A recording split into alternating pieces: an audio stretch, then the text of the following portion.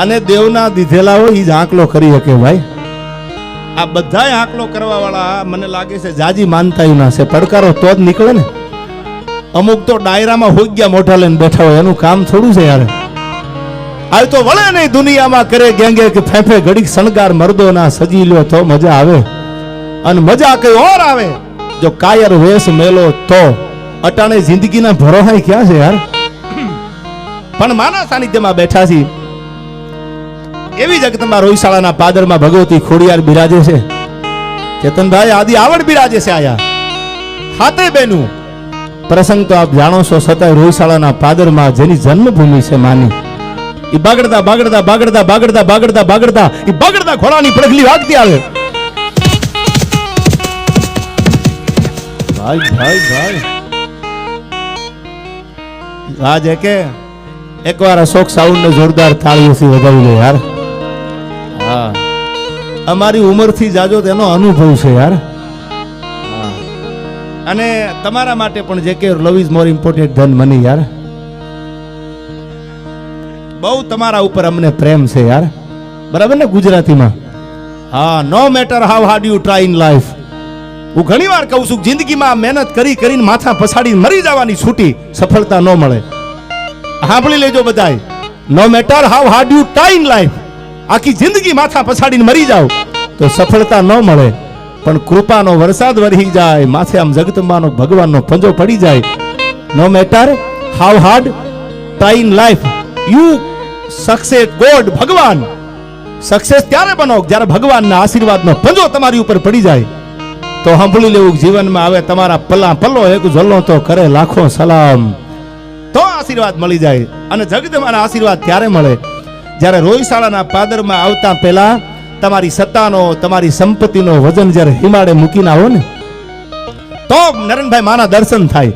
પણ કે ગોહિલની હાજરી છે એટલે મને પ્રસંગ યાદ આવ્યા. એ બાગડતા બાગડતા બાગડતા બાગડતા બાગડતા એ બાગડતા ઘોડાની પડખલી વાગતી આવે.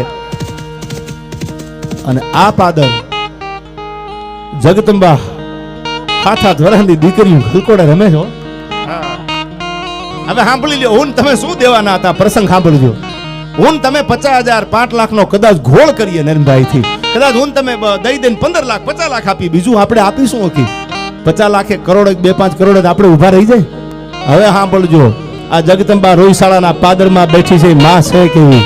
અને હું તો એમ કહું કે દુનિયાના કોઈ હિમાડે ઉભા રહ્યો જેથી મતી મુંજાય અને જેથી દ હુજતી બંધ થઈ જાય, તેથી લાંબી આંગળી કરીને રોહિશાળા સામે પડકારો કરો. ત્રીજો દી થવા દેતો આ પાદરમાં બેઠી ન બેઠી જગદંબા થાય ભલામણા. અને તેથી એક રાજપૂતાણીએ પોતાના શયનખંડમાં માતાજીના માથા મંડી પછાડવા હે જગદંબા, હે માં, દુનિયા વાતું કરે છે, હવે મારાથી સહન નથી થાતું માં. હે માં, માથા મંડી પછાડવા. શેર માટીની ખોટ છે માં. અને માં દુનિયા વાતું ચડી છે, દુનિયા મેણા મારે છે, મેણું કોઈને મારીએ નહીં, આ તો મેણું માથાનો ઘા. અને આંખમાંથી આહુડાની ધારું મંડી થવા અને માથા મંડી ખોડિયારની સામે પછાડવા થાનકે. પણ ત્યાં તો ફળા હોકારો મંડ્યા દેવા, ખમા ખમા મંડી થવા. અને તેથી સોમલદેવ પરમારને એટલું કીધું કે મુંજાતી નહીં, દુનિયાના પડમાં ડંકો વગાડે એવો દીકરો દોત માનજે, હું ભગવતી ખોડિયાર બોલીશું. એક ગામમાં નહીં, એક પરગણામાં નહીં, પણ દુનિયાના પડમાં જો નામ રાખે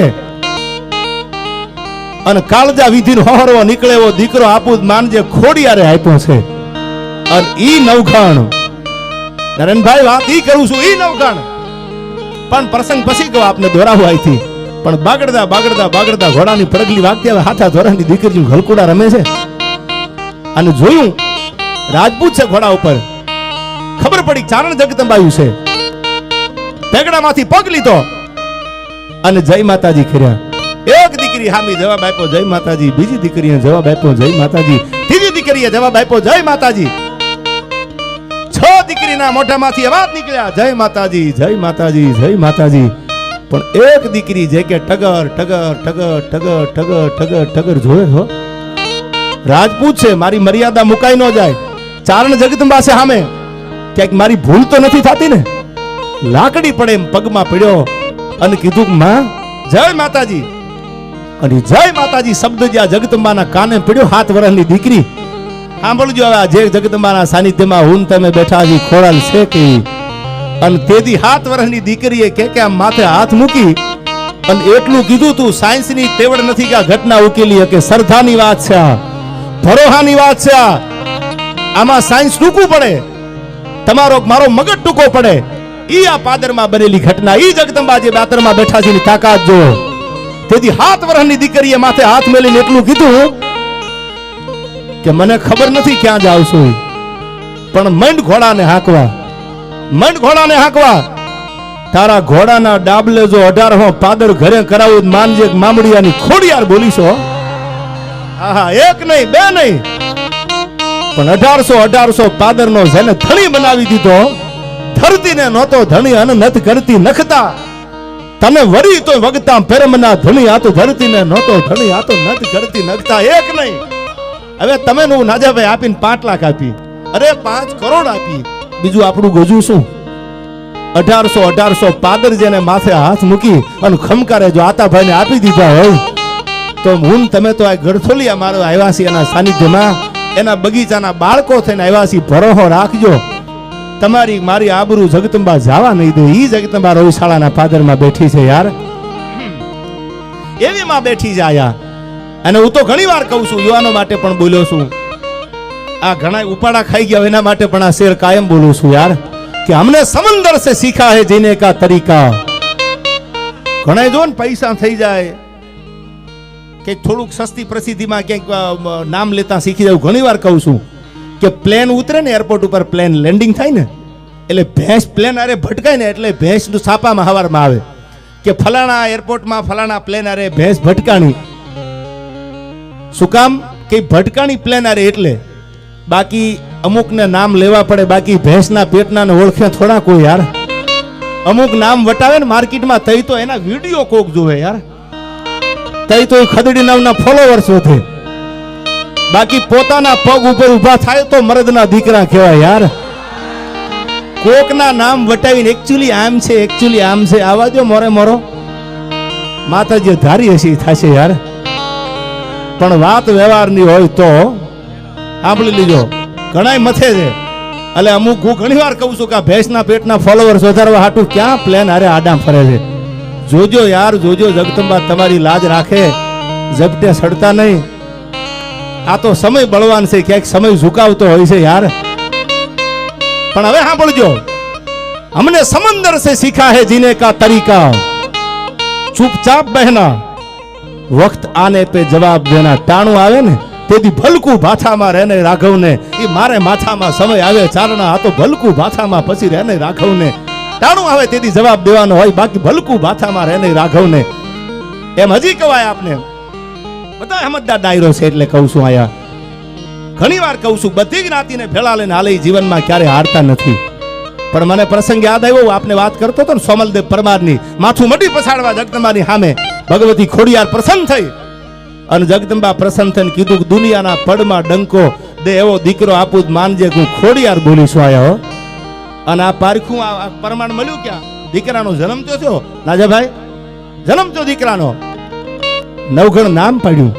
આપ કથા જાણો છો, આ જગદંબા ખોડિયારનો દીધેલો નવઘણ. અને જાહલને ચોરીએ ચડેલી જાહલ, એક નહીં બે નહીં નરેનભાઈ સાંભળી લ્યો, વાંચ્યા પછી બોલું છું. 12,000 ચારણોએ તરવારું હાથમાં લીધી. શું કામ?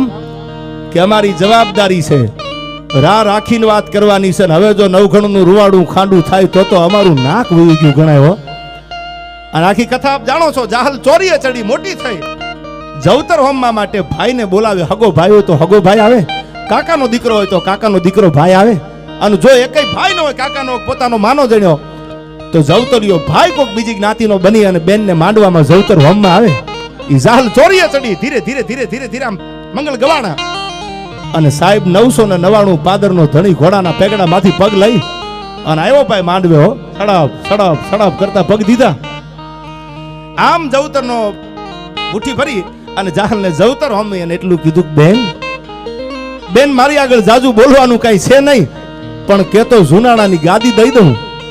અને બેન આ નવઘણના ચામડાની મોજડી બનાવીને જાહલ તારા પગમાં પહેરાવું ને તો તમારા ઋણમાંથી આ પરિવાર ક્યારે મુક્ત નહીં થાય. બેન માંગી લે, અને તેથી ચોરીએ ચડેલી જાહલે એટલું કીધું એ કે ભાઈ વાત સાચી છે તમારી, મારે જુનાણાની ગાદીએ નથી જોતી, તમારા ચામડાની મોજડીએ નથી જોતી, હું દેવાજ બોદરની દીકરી છું, મારે કાંઈ નથી જોતું. તો ટાણું આવે ને તેથી કાપડું માગીશ, ટાણું આવે વખત આવે તેથી નવઘણ, તેથી વારે આવજે, પણ કાંઈ જોતું નથી. એમ કરીને મીઠાડા લીધા માંડવામાં, જવતર હમી દીધા, લગ્ન ગીત પૂરા થયા, લગ્ન પૂરા થયા.